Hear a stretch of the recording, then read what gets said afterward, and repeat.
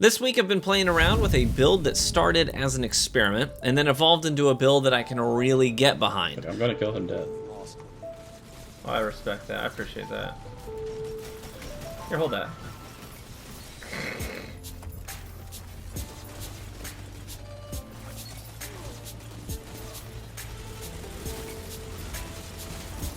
I've played extensively with it now and racked up a dozen We Ran Out of Medals, multiple 40+ kill games, even a few 50 bombs, and I can really see myself falling into a great rhythm with this build moving forward. You know, every now and then there's a build that I make that goes beyond just the initial video, and then it becomes something that I fall back on regularly, like, for example, my Trip Mine build on my Gunslinger, or my Antaeus Ward build on my Sunbreaker, or my Burning build with the Dawn Chorus helmet on my Warlock. All of these things I regularly go back to, and I think that this build in this video, I think it's going to be added to that list. So in this video, I'm going to be breaking down the details of a build that leverages the Bombardiers on the Revenant subclass. This build is all about controlling the pace of engagements, baiting people into pushing you, and then punishing them for doing so, and also, importantly, keeping your health topped off as much as possible while you're deep in the mix. So you'll see tons of kill streaks, multi-kills in this gameplay, and also take note to regard the use of the equipment and the Bombardiers to keep enemies in check in CQC. So real quick, before we dive into the gameplay, let me take a second to show you the specifics of the build first. Alright, so here's the build. First thing that's important is make your hunter look good. I like this whole aesthetic. I went for a sort of Scion vibe, and I think it looks pretty good, but that's neither here nor there. So first thing you'll notice is the stat spread here. Went with tier 10 mobility. Obviously, if the goal here is to use the Bombardiers as much as possible, then I want as much mobility as possible. And then I also put double perpetuation on the cloak as well, so that as I use my class ability, I get a chunk of energy right back. On top of that, I've got tier 10 recovery. The whole goal here is to stay in the mix as much as possible. So max recovery is important, so I'm recovering my health as quickly as I can. On top of that, I've got Unrelenting, Enhanced Unrelenting on the sidearm. So Unrelenting makes it so that basically every other kill you get, you're going to get health regeneration on command as soon as you get that kill. So that's going to help me keep my health up on top of the recovery. The pulse rifle is really just, it's like my secondary weapon. Most of my kills are there's a match in here where I have 30 kills with the sidearm and 2 with the pulse. So the whole goal is to be up in the mix, point blank. I'll have as much mobility as I can so I can dodge roll. I'll have as much recovery as I can between Unrelenting and tier 10 recovery to keep my health up. Beyond that, I've got tier 5 discipline, tier 5 intellect, and tier 7 strength. A lot of people are like, tier 7 strength? Well, you don't need a lot of strength with Revenant. I disagree. You're going to see a lot of clips in this video where I'm using the shurikens intentionally to slow people down, and that really is the heart of this build. It's all about control. So I've got the dusk field grenades that are going to slow people down, right? I've got the Bombardiers on, and you'll see here with stasis, the bomb will slow targets. So if somebody's aping me with a shotgun, I can roll away, and then the bomb is going to slow them so they're easier for me to kill before they can close the gap on me. So it's all about control, and the shurikens as well are going to help slow players down. You'll see a lot of that in the gameplay where I intentionally throw a shuriken at somebody to slow their approach, and then I follow up the shots with the sidearm. And you don't lose a lot of time there because they've already got like their shotgun out. They're planning on closing the gap, so it's not like I lose part of the gunfight. They're doing damage to me as I throw the shuriken. No, they're trying to just run up on me and get a one quick off shot on me to kill me, and the shuriken's going to slow them down, make sure that can't happen. You'll see a ton of that. Beyond that, a lot of people are obviously going to want to know about the aspects and fragments, so I'll just go over these real quick so you can see them. Grim Harvest, Touch of Winter, and then the 5 fragments down here: Whisper of Chains, Whisper of Shards, Whisper of Rending, Whisper of Durance, and Whisper of Torment. And with all of those things, you'll see I get a +10 to resilience, recovery, and strength with all that stuff. So that is the build. What this here, I mean, this is whatever you want it to be. I chose the pulse rifle because I'm very comfortable with pulse rifles. I love pulse rifles, and this one in particular, I'm pushing close to 6,000 kills on it. I'm very familiar with it. The Deathbringer is sort of like a out of my cold dead hands kind of a situation. I love this thing, and if I can have it on, I will every time.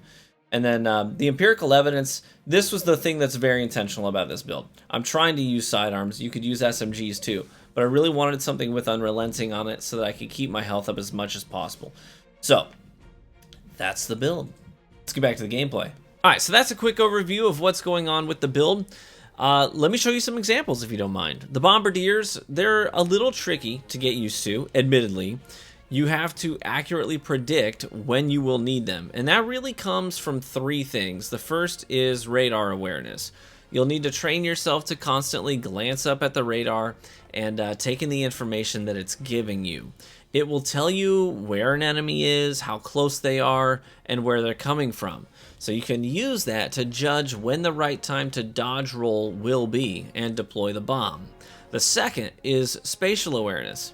When an enemy is approaching you, you see him coming at you, right? You'll need to roll in a direction that keeps them at arm's length. So that a lot of that comes from map knowledge. If your back is up against a wall, you want to dodge maybe towards a doorway or something that will give you a way out if you need it, so you can continue to kite them after they run into the bomb, right?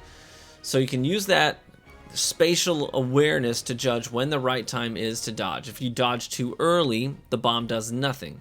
If you dodge too late, then you're probably dead before it even detonates. So it just takes a little time playing with the exotic to get a good feel for the timing, like how much time it takes when you dodge roll for the thing to actually detonate. The third thing is you'll need to recognize your audio cues. You can hear when someone is running in this game, and you can tell by the footfalls. You will learn actually every class sounds different when they're running. Like you can tell when, like it even makes a specific sound when a Titan is running and their shoulder charge is ready to go. It makes a different sound. So learning those audio cues is actually really, really important. So you can hear when someone's running, you can hear when they're jumping, you can hear when they're reloading or readying a last word or charging a fusion rifle. All of these sounds give you information about what's about to go down. So keep your ears alert to the signs of danger and respond appropriately. Now you'll see how I use the Bombardiers in the gameplay. I dodge away from the target, I allow the bomb to detonate, damaging them so they're weak, and it slows their pursuit, so then I can clean them up with the sidearm. And it works like a dream. And honestly, it's super rewarding to do it. It feels really good to bait someone into these bombs. But this is just one tool in my gadget tool belt, right, to deal with aggressive opponents. This whole build is catered around this idea of slowing people down and controlling the pace of the engagement. I also have the shurikens, right? Now, there's two ways that I use these. That's the charged melee ability on the Revenant. One is to bounce them off of surfaces to tag up and slow opponents that I cannot see, right? Opponents that are around corners, behind cover. So this damages them and slows them, which then gives me a little bit more confidence to push them. The other way that I use them is when someone is in direct line of sight, right? Maybe they're running at me. Maybe I don't have my dodge roll cooled down, or maybe I don't want to use it on this guy. I just want to take this. If they're running a straight line, I want to take the free shuriken hit. And so I throw it right at them to slow their approach and then punish them for putting too much stock in their shotgun. And you have two of these, so you can use them one at a time and keep the other one cooling down so that you have them when you need them. The last gadget in my belt is obviously the Dusk Field Grenade. Again, the goal here is to slow the enemy down. I want to make sure that I have the room that I need to work with the sidearm. Most people are putting a lot of faith in their shotguns and fusion rifles these days. That's just the way that it goes. That makes them extremely vulnerable to this build. You can keep them just out of reach, slow their movement so their attacks are easier to avoid while using cover, and you can keep them in the range where your weapon is doing full damage and theirs is at a severe disadvantage. And this is not a hypothetical situation that rarely plays out. No, all the gameplay in this video was taken from one single play session, one sitting. All of these plays that you see, they didn't take me a week to compile, right, while using this build. They took me one afternoon. And this was in the team playlist of Iron Banner, where I was matching 3, 4, even 6 stacks pretty regularly. One 6 stack even went out of their way to send hate mail and teabag and all that business. after me and Hovey managed to top frag the lobby by a landslide and keep them from mercy stomping like their LFG post indicated was their goal. This build is effective in lobbies where the competition is high. I promise you it works. And I'm excited to continue using it. I never really got behind Revenant previously until recently, when the changes to the subclass really helped it to find its core identity. And these days, I really like using the subclass. It's good at control, and this build leans into that identity and it enhances it. And that's what the best builds in this game, in my opinion, do. They find what's already good about a subclass or an exotic, and then it takes it to the next level. It enhances it. It leans into that identity even further. The sidearm that I'm using here is the Empirical Evidence. This is the new Throne World sidearm that's fully craftable, and mine is fully crafted. It was recently buffed to have a more manageable recoil pattern, and it's good. I mean, it's really good. In this one play session, I managed to rack up over 400 kills in one sitting on the weapon. It's exceptional. And if you're really taking the time to line up your shots instead of just spamming the trigger for rapid body shots, and you're hitting headshots, this sidearm deletes people so freaking fast. I highly encourage you to take it for another spin. Test it out for yourself. The range is good. It's really good. And it has some great perks.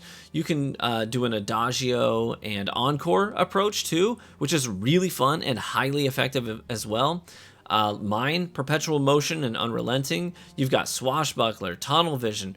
I mean, I'm sorry, mine's Perpetual Motion. Yeah, I said that right. Perpetual Motion, Unrelenting. Yeah. Sorry, I thought I misspoke there, but I did not. Many people initially crapped on this perk pool for this sidearm. They said it was weak because it doesn't have rangefinder or kill clip on it.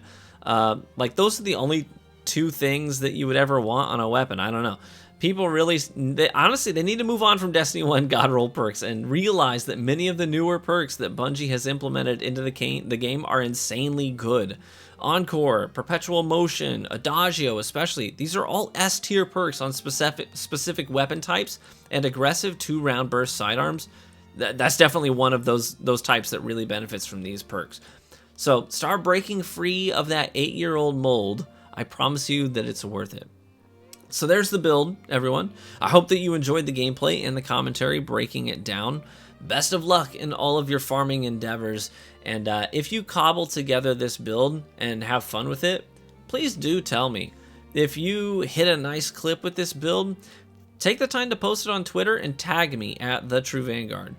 If it's worthy, I'll make sure to retweet it. So if you don't know, you can find my Twitter page at twitter.com/TheTrueVanguard. Thanks for watching the video. Feel free to leave a like on it, only if you enjoyed it, and subscribe for additional Destiny 2 content. Go to TrueVanguard.com for even more VOD content, including live commentaries and full matches start to finish with some of my recent builds and weapons. Be warm and well fed, my friends, and I hope to catch you in the Crucible.